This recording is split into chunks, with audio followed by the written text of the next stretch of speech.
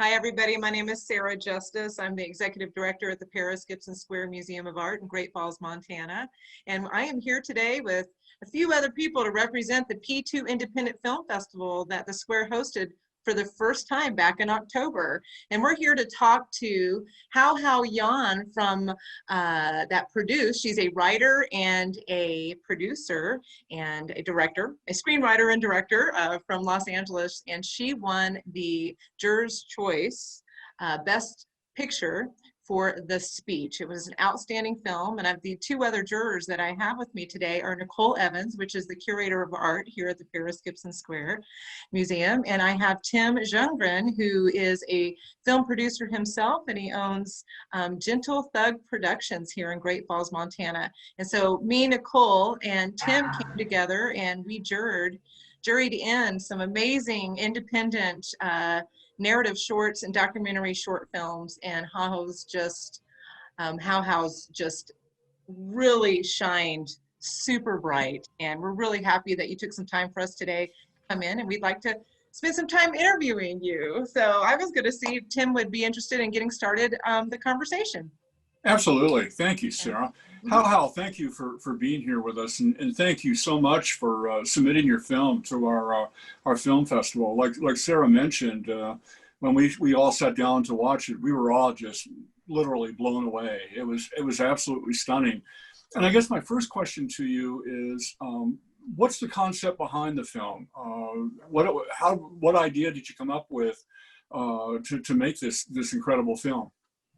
So The Speech was my thesis film at AFI, American Film Institute, and we spent our last year basically making one short film. So I thought about what idea or what subject matter that I can spend the year with, and then I thought about my childhood experience, the 3 months I've stayed with my teachers and my classmates inside the school lockdown during the SARS epidemic.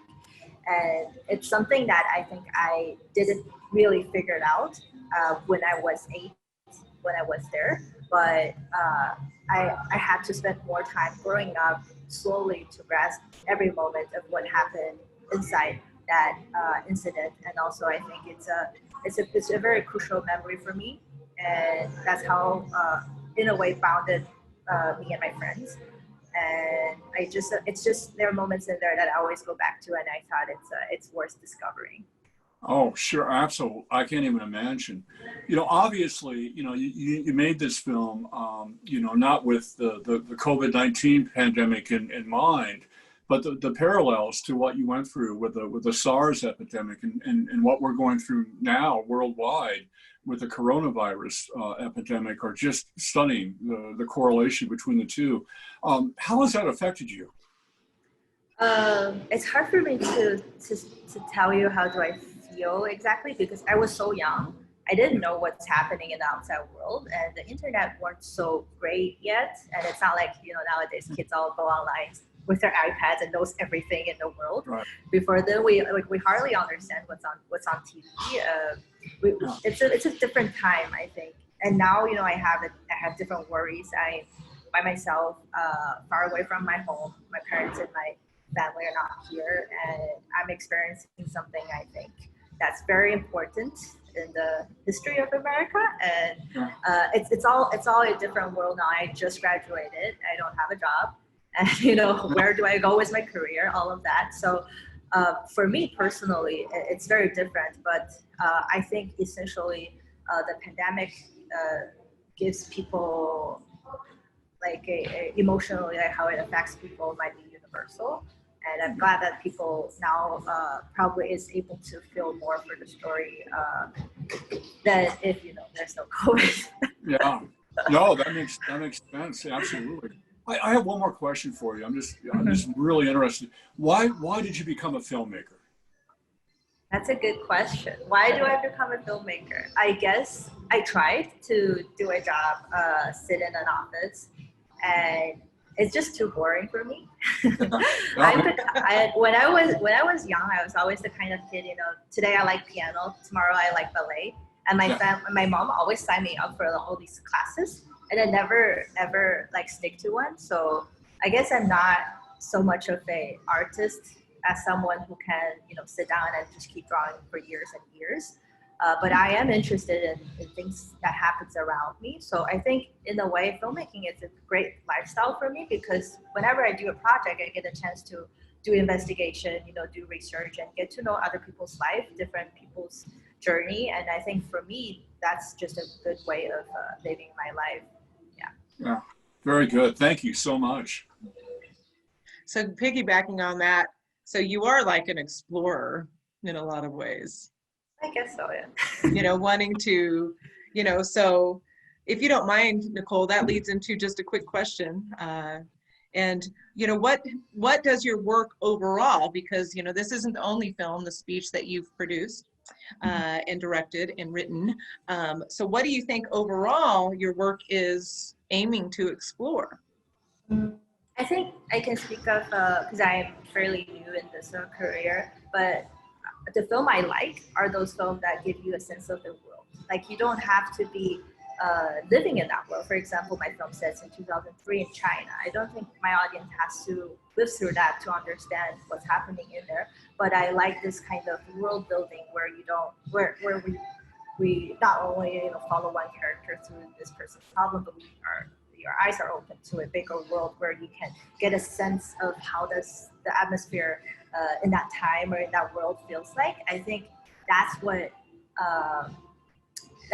I really like when I watch movies, and so that's why I want my movies to give people this immersive experience of like a new world. Even if I make like a film that sets in present time America, where the audience here probably would feel for, I still want this world to be slightly different than what you experience. It kind of it's my interpretation of how this world works, and hopefully by watching it you'll agree with me, where it stimulates some thoughts about the world you live in, I think.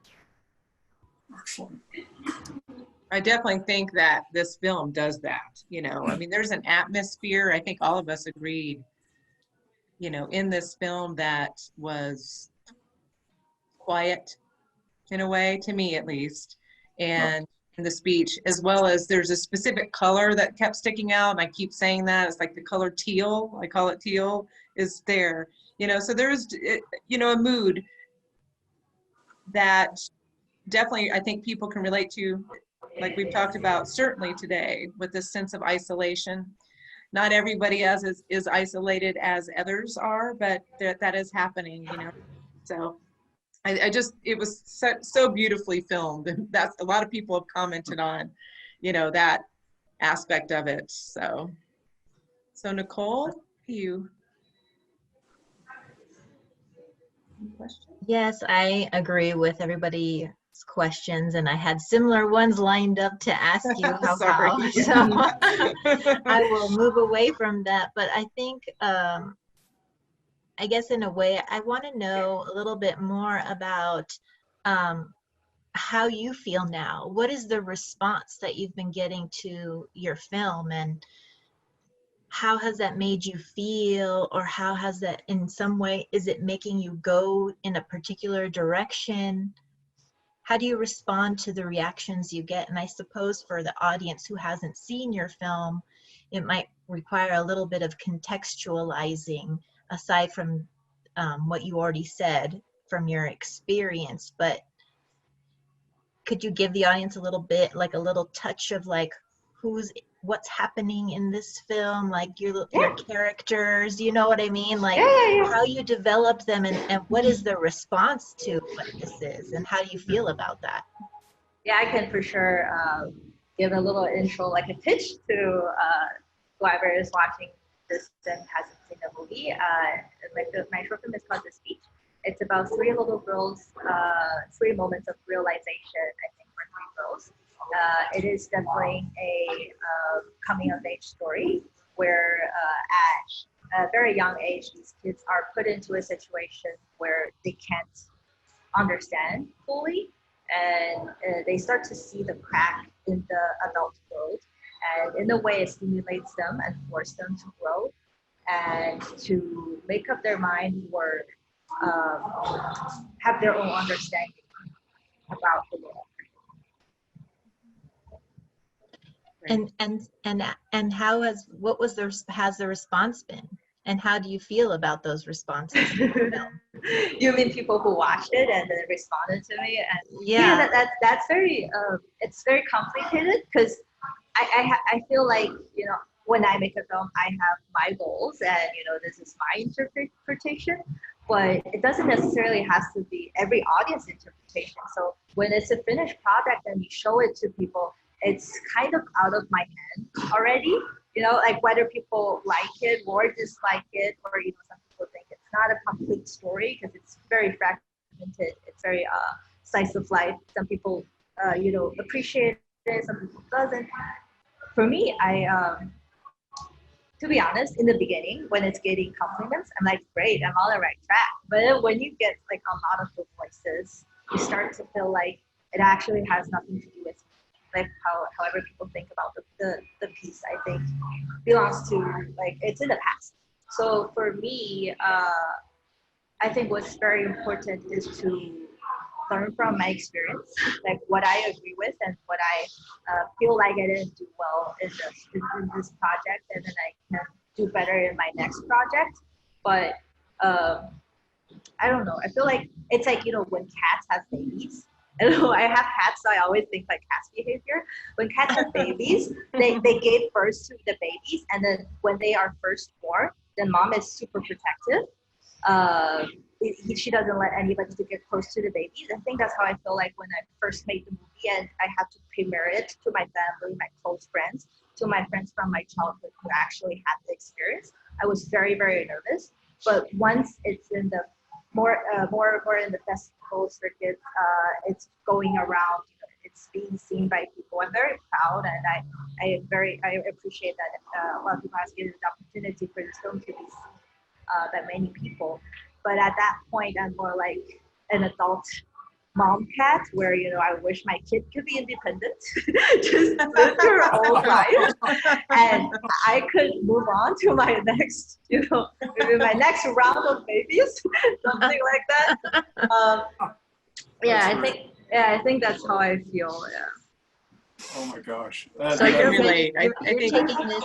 you're taking this as an opportunity to grow. You're moving forward, and you're excited about where this film has taken you, and now you're ready to adventure out, you know, based on the experiences you've had, right?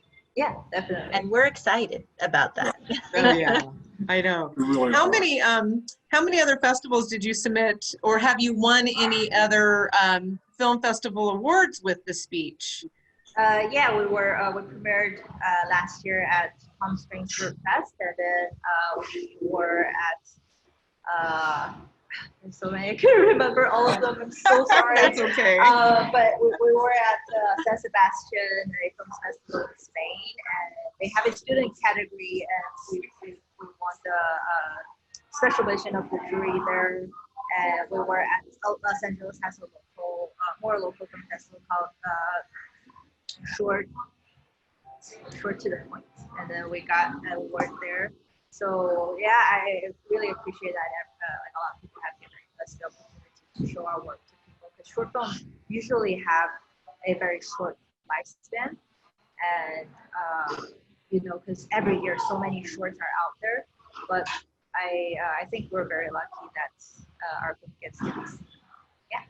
Oh yeah, indeed. And I love that it's being seen all over the world, you know, and being a Chinese screenwriter and director, I bet that really is a pretty amazing experience for you to be able to share all over the world, not just in China, not just in America, but, you know, Spain and all these other places. Like, we're super excited for you.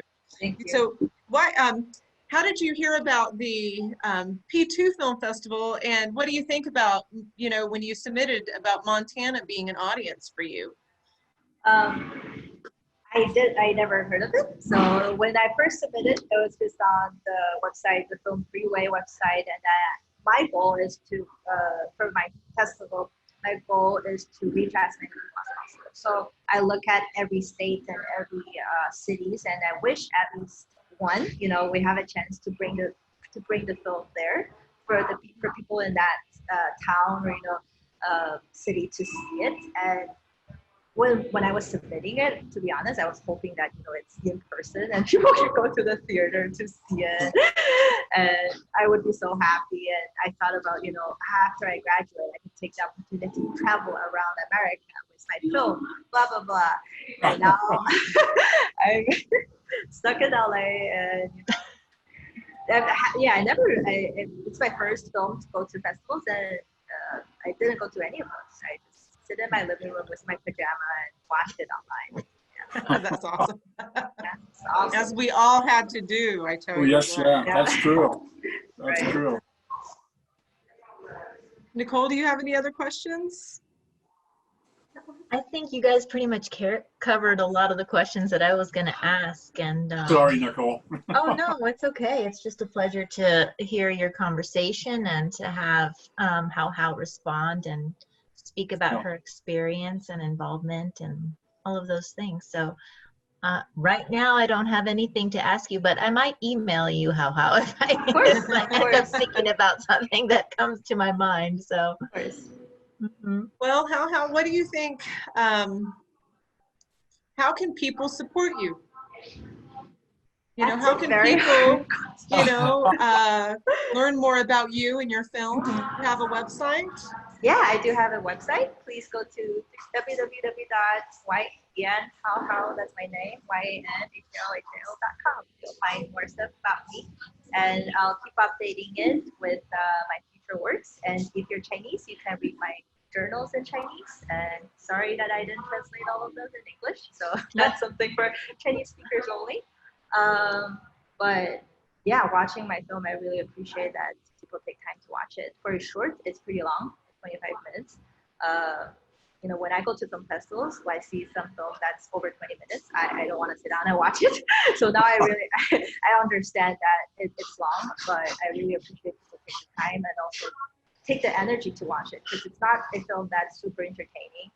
It's comparatively slow, and it's also in a foreign language and not set in present time. So I really appreciate people who went through all those barriers and still watched it to the end, hopefully. And thank you for an opportunity.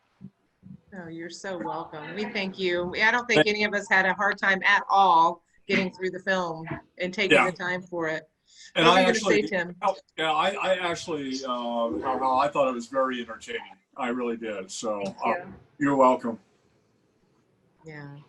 Well, Haohao, we want to thank you again for taking some time with us this afternoon on a Friday to share your thoughts and give our audiences more information about you and how we can support you in your future endeavors. I look forward to following your work, and hopefully next year there might be something you might be interested in submitting, because this will be an annual event for the Paris Gibson Square Museum of Art, and we hope to see some more of your work in the future. Thanks, Nicole and Tim and Haohao. Thank you. We appreciate you. Hopefully next year we can see each other in person. I hope so. Yes, That's what we're sure. shooting for. And we're looking for other venues, a venue to actually be able to premiere it on a big screen. So all of that is in our thoughts, and we will be doing what we can to make that happen. Sure. Thank you. Thank you. Thank you. Care. Have a Thank you, great Haohao. day.